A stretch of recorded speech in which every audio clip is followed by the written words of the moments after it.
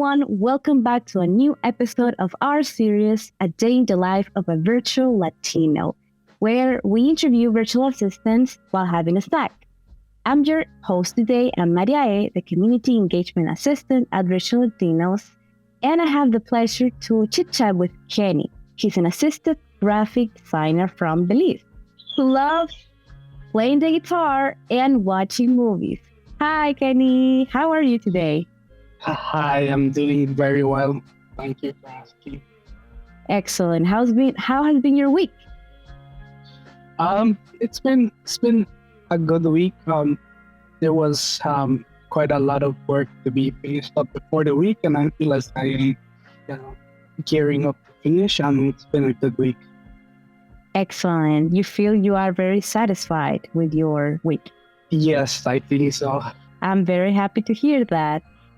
I know you love music, but have you worked before in audio production?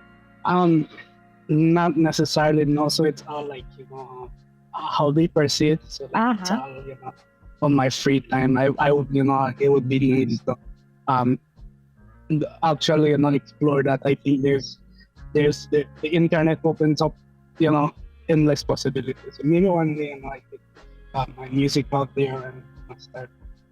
Nice. Well, you say it's a hobby. What kind of music do you like to play? I play almost anything, but I guess my favorite genre would be rock, especially like the older bands like Led Zeppelin, Nice. the whole stuff. AC/DC. Do you play AC/DC?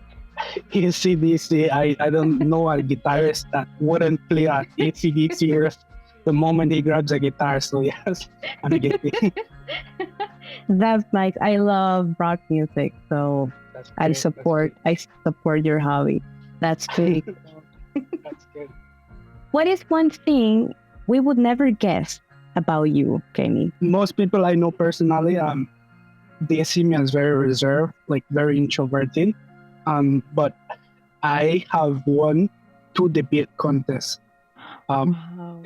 in junior college. So when you think about debate, you might think like it's in the public, like public speaking. It was, but I love also debate and just that sort of stuff, which I found fun in junior college and university. That is so Yes. cool. Well, when you're having a debate, I think it doesn't necessarily have to do like if you're an extrovert or an introvert. It's more of, the fast thinking, because you need to listen to the questions and then decide what piece of information you're going to use the debate. So that's cool. Yeah, that's true. And also on both of them, I was this main speaker. So my responsibility, because you would have like a team, right? So the team would come up, write up, draft up the response and what's not. And there would be a speaker that would actually have to say the response. So in both occasions, I was the speaker. So it was challenging and exciting at the same time. Took me out of my comfort zone for sure. But it was a fun experience that I look back about. Oh, wow. That's nice. Thank you for sharing, Kenny. So can you tell the audience what's a day in the life of Kenny as an assistant graphic designer? Like, what tools do you use? What work tasks do you have? I mainly use the Adobe suite. So I think it's a very popular set of programs within the graphic design world. I know it's you can use it in either Windows or in Mac. So we don't have people fighting over Mac is better, you can use it both. I actually prefer Windows. But yes, so I mainly I would use Adobe Illustrator for my day-to-day tasks. I think even the things that I feel like it can be done in Photoshop, sometimes I end up doing Illustrator just because I feel like I have a better grasp of that program. But those are the tools I use on a daily basis. I think my tasks are very varied. Like sometimes I will have like a very design heavy project. I just got finished doing a very interesting project. I was supposed to sketch out an entire hospital with like each department. and so like they would be like all illustration, like all like picture graphics. So Wow. there'll be like a little section with a nurse here, a little surgery room here, and it was like a big project. It took me Wow. a couple weeks to finish. So it might be as design heavy as that, or as simple as like updating a file, updating packaging files, stuff like that. So it's very varied. But Mhm. I guess that gives you an idea of Yeah. what it is. But what it is that you do. That's super cool. I myself am a graphic designer, but so you're talking about your project, and I'm just imagining it like that sounds so much fun. Yes, it's like a lot of work, but sounds super creative, and I love that. Yes, I think in like in graphic design, I think I like to compare it to like when you're building like a Lego, something like a Lego set, right? Like Mhm. for example, you're building like Star Wars. I've seen a lot of Star Wars Lego. And when you finish like building that set, you get a feeling like, oh wow, this is so nice. Like yes, it took me many steps. Yes, I lost something along the way, but at the end, when you see the result, it's like it all comes together. And I think that is particularly rewarding. Working in graphic design when you work so much on a project and then get to see it at the end. Yeah, wow, this is nice how it all came together. Wow, I love it. Thank you. So I want to know, has your life changed when you started working with your client thanks to Virtual Latinos? Yeah, I would say so. Yes, and I think, like I said, you can't take for granted, certain things that you can easily say, well, yes, this is this is it's all a given. So like I appreciate my client 100%. Like I say, I I know the situation and that relationship we have, the open communication. We got into a place where less and less there is how to say, not necessarily tension, but sometimes things aren't like for you. One of the I'd say one of the downsides of working in this setting is that sometimes like we're talking one to one, and that carries so much more context. Like you can see my facial expression, you can hear when I'm laughing, you can see when I'm laughing. Yeah. I can't so much express that over a work chat. So it takes time for you to build that understanding, to come up to a place where you both are on the same page. And it takes a client, like a client that is willing to work with you, that has a patience, that even when you get the wrong, it's not quite what I had in mind. And for you, sometimes that shatters your ego and it's like, what did I do wrong? But just the just the humility of saying, and the want to get to that place where you've come, you've built that relationship, you've built that understanding, and I think that really has I appreciate that, and I'm grateful for that.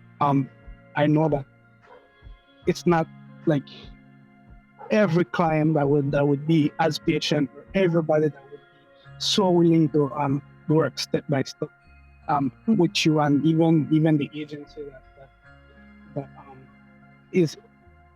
I remember when I was applying and I read somewhere says that all the virtual assistants are pre-vetted, meaning that that virtual Latinos is willing to say this person I'm connecting with you is the best, is the best we have in the field.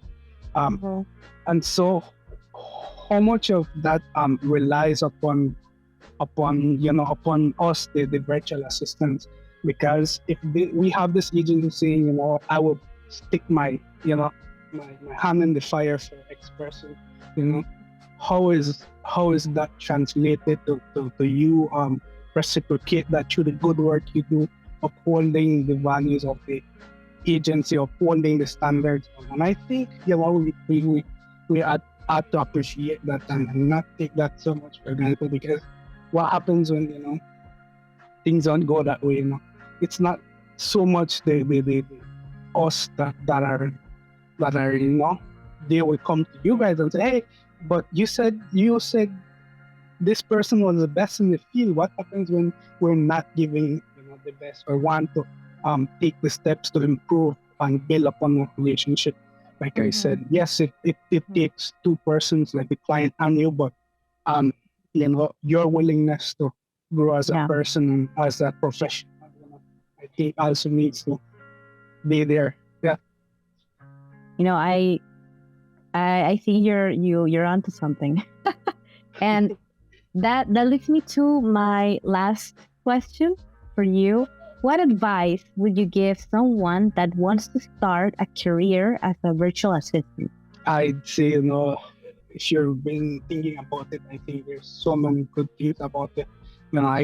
We can make a list and it still wouldn't be really captured.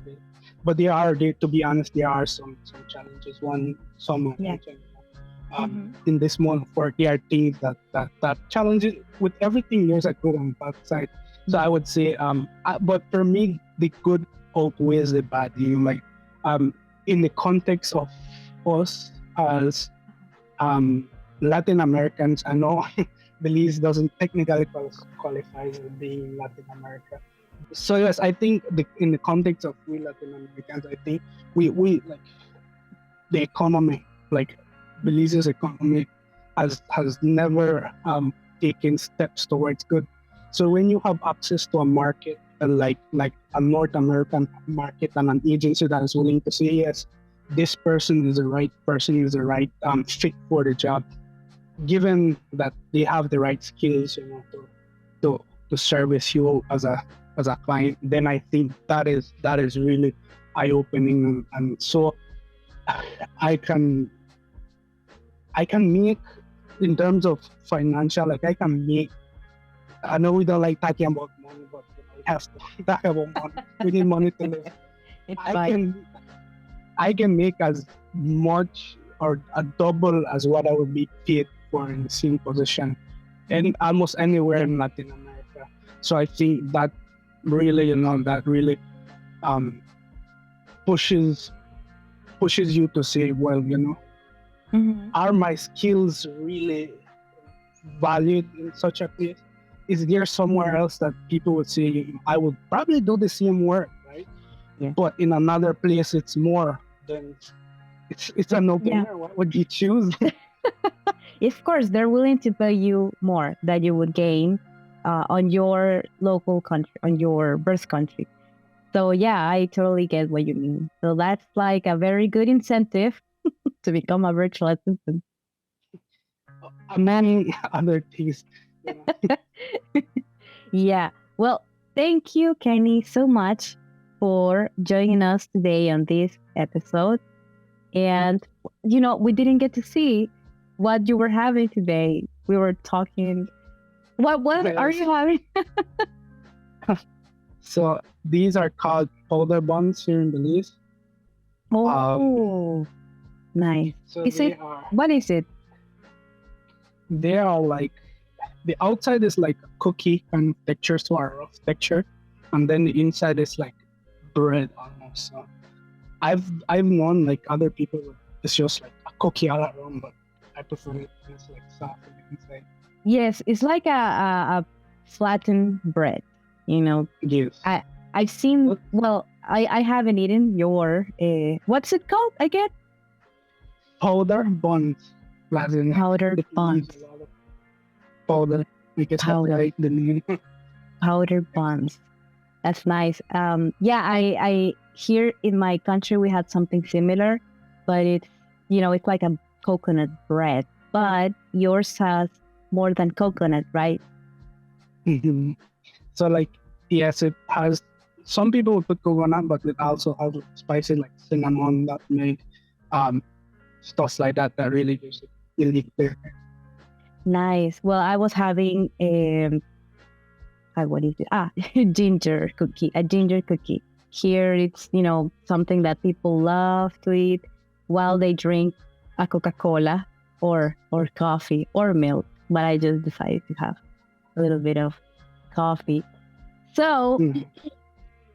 Kenny, thank you again for joining Sure. us. And thank you guys for joining us on this new episode of A Day in the Life of a Virtual Latino. If you don't want to miss a new episode, subscribe to our channel and hit the notification bell. Thank you once more and see you later.